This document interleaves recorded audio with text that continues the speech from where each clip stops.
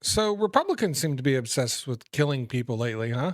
You know, we had we had Donald Trump talking about it, and yesterday Lindsey Graham says we're killing all the right people.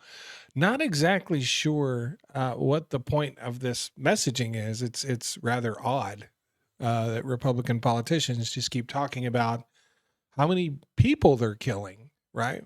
But let's be honest. In America, death has become political.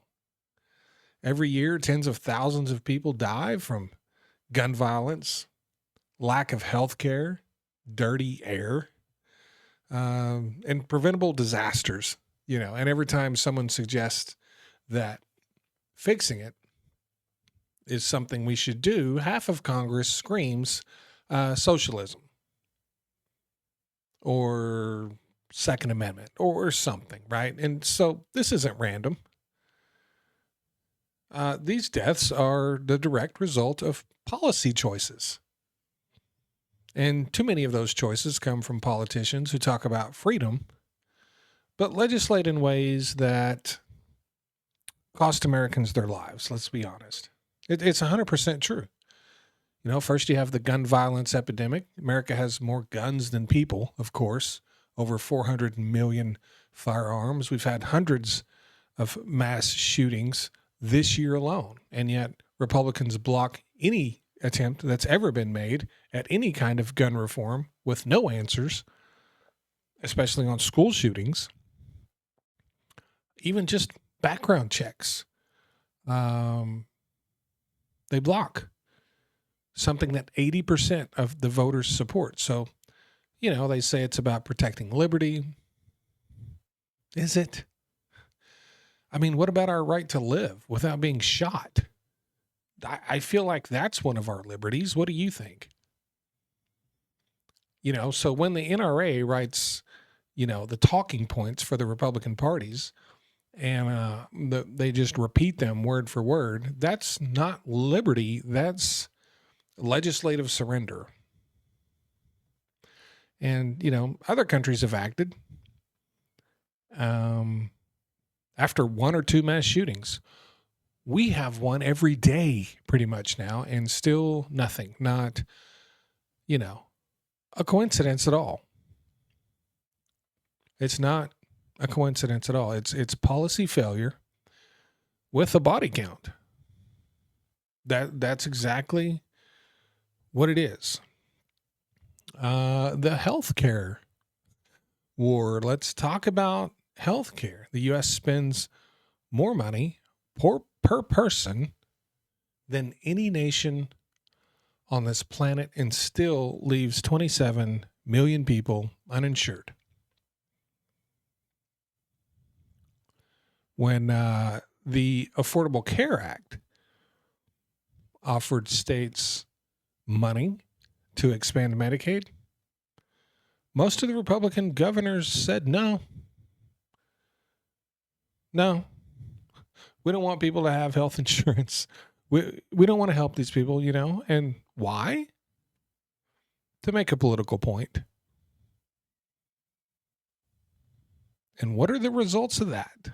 What do you think the results are of people not having adequate health care? Well, thousands of people die every year from treatable diseases simply because they can't afford care.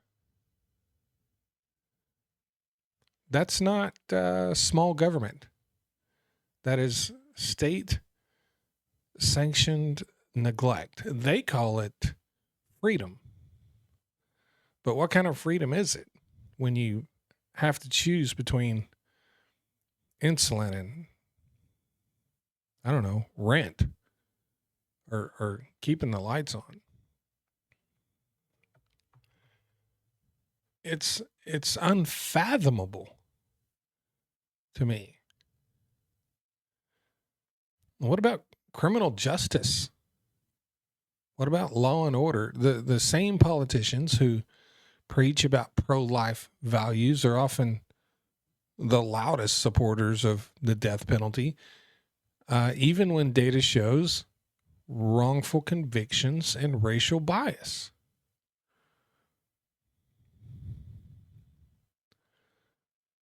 You know, if it was possible to take out, if it was possible to eliminate the racial bias, and if it was possible to somehow ensure that no innocent person faced a death penalty,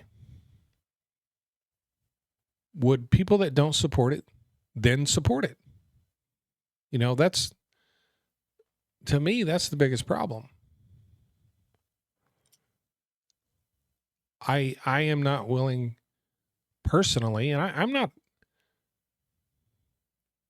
a big supporter of the death penalty, but I'm also not harshly against it. Like I'm somewhere in the middle on it. I think in some cases, the death penalty is warranted. You know, if you have 5 eyewitnesses that saw somebody, you know, murder a bunch of people, then yeah, well, you know. But the problem is the cracks in the system to me. I'm not willing to sacrifice one innocent life to take a guilty one. But that's just me. You know, the military, or they militarize police forces, and they fight every reform meant to prevent police brutality, wrongful killings, and then they act shocked when communities don't trust the system. But that's because, you know, it's not really about safety. It's more about control. And when control comes before, you know, empathy or compassion, then more people die than need to. And kind of surprisingly, how about the economy?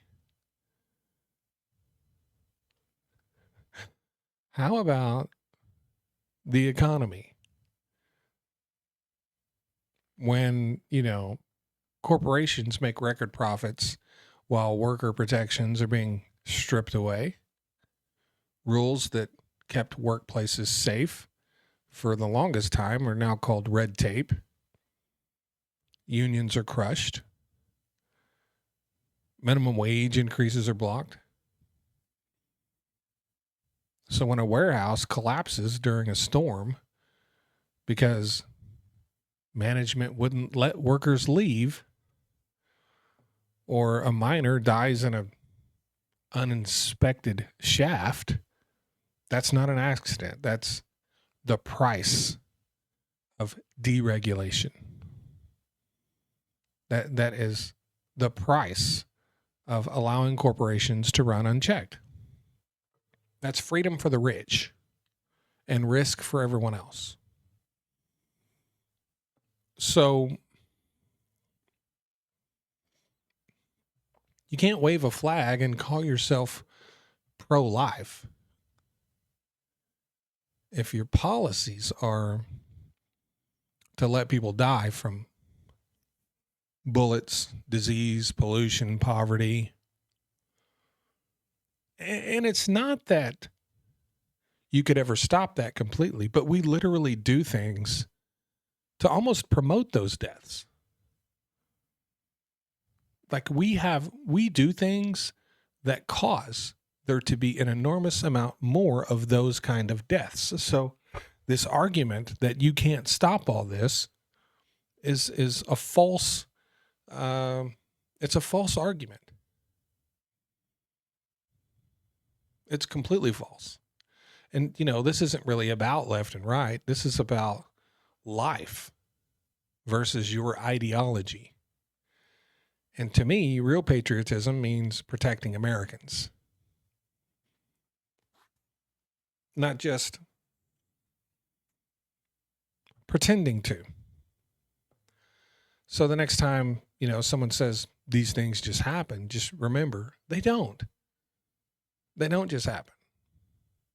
They happen because someone in power decided that your life was less important than their campaign donations, basically. Your life is less important than their campaign donations.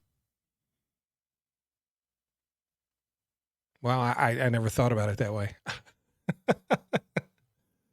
If you talk enough, eventually you're going to say something that kind of pops. Anyway, what do you guys think? Let me know in the comments section. Please like and share if you don't mind. I really appreciate all my new followers and subscribers. I hope you guys have a great week ahead. Thanks.